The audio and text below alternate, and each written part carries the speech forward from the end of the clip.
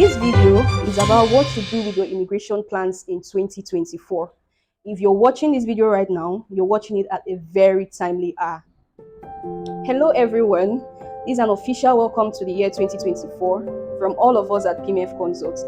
Now, for those of us, or majority of us, who have in our new year resolution board, and one of it is either migrating to new countries this year or visiting new countries this year, or perhaps even going to different countries this year for different purposes, there are some very important things that we have to note, and we as a firm feel the need to let you know these things. First thing to note is that immigration bodies are also parts of governmental bodies in different countries.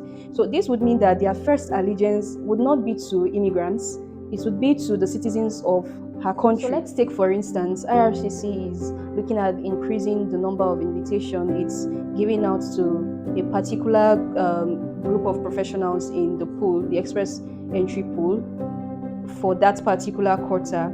And like what we are seeing at the moment, tightening or increasing the number of the amount of money you need for POF as a student going to school in Canada, that's already an indication. You know, it will be counterproductive if you are not listening to what IRCC wants. It's a subtle way of communicating that, oh, we actually are looking at cutting down on the number of students who come in this year because due to this, that, due to what we've seen in the recent times or in recent years and all that. So that's a subtle way of listening to IRCC's needs.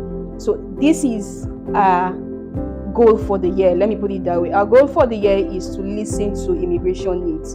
And if you've been paying attention to immigration needs, especially within countries, would say the tier 1 countries, if you're paying attention to immigration needs, you'll notice that for, let's say, for the UK, even for Canada, as well as for Australia, a lot of emphasis has been placed on visa categories that have to do with work pathways. So we're talking about work visas, as well as PR, permanent residency visas, kind of visas through the pool, as well as business visas. Pay attention well enough, you'd realize that immigration is actually saying something. They are saying, we are okay with the number we've gotten for this particular visa category. We want more persons to put in applications for this visa category because we have a need to fill up certain areas in our economy. And for this, we actually gave it a term here. We call it riding together with the tide. It's easier to ride together with the tide than you're going against the tide. So this is our advice, especially to the student community. I mean, people apply for study visas for some actually genuine reasons. Others don't have genuine reasons to go to other countries to study. But for the persons who really want to, get into these countries to study,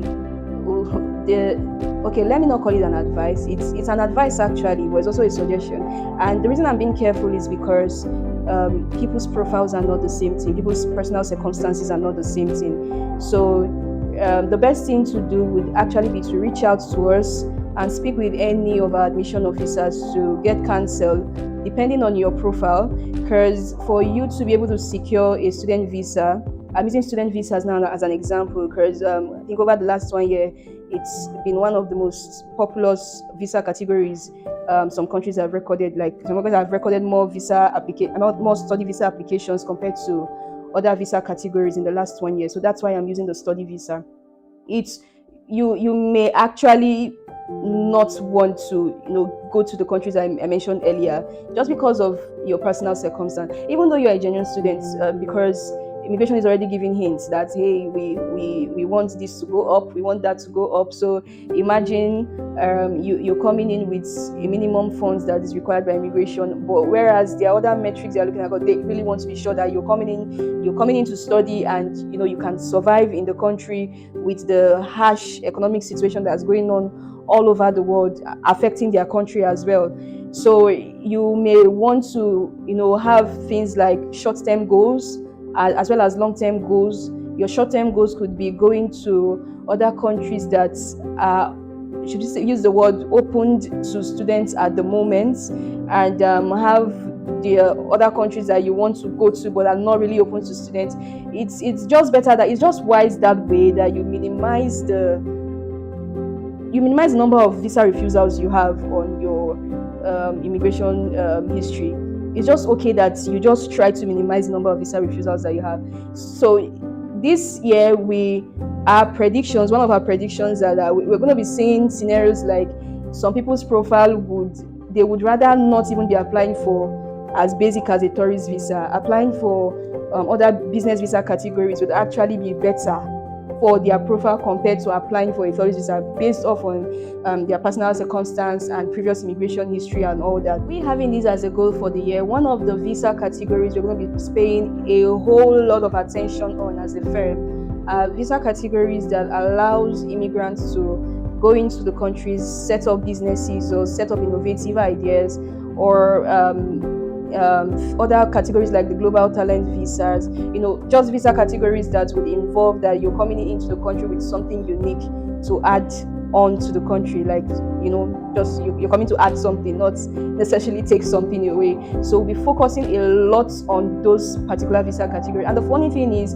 for some of these visa categories, if you are going to the study route to, let's say, a country like the UK, it may actually be costing you the same thing to apply for a global talent visa or to apply for the innovator founder visa. It may actually be costing you almost the same thing, or just a few, maybe just some few differences in the total amount here and there, which I can promise you, is not going to be significant. Very, very, very valid advice I'm going to be giving to everyone who wants to have anything to do within the visa immigration space this year is prioritize learning. See, this year, if it's not yet one of your New Year resolution, I think it's okay you add it right now. This year, prioritize learning and stop looking for shortcuts. And one way we also want to help you prioritize learning is we would be having, let's call it a reading club, where you would you can choose to be a part of that community where we get to read about basic requirements. You would be abreast on basic policies changing here and there. So it's actually now going to be very, very tough for you to cry that somebody scammed you of your hard-earned money this year, because we want you to know what you're going into before you go into it. Let's put it that way.